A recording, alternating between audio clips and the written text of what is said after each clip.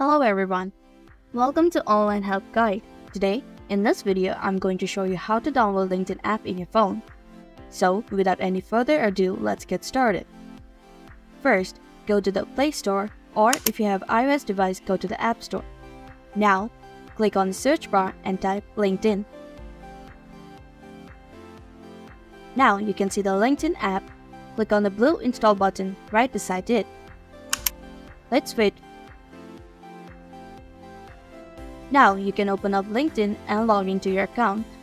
If you don't have an account, make sure to check out our YouTube channel to learn how to create an account on LinkedIn app. Thank you for watching Online Help Guide. Hope this video was helpful. If it was, then hit the like button and comment down if you have any questions. Also, if you are new to our channel, subscribe and hit the bell icon so that you don't miss our upcoming videos.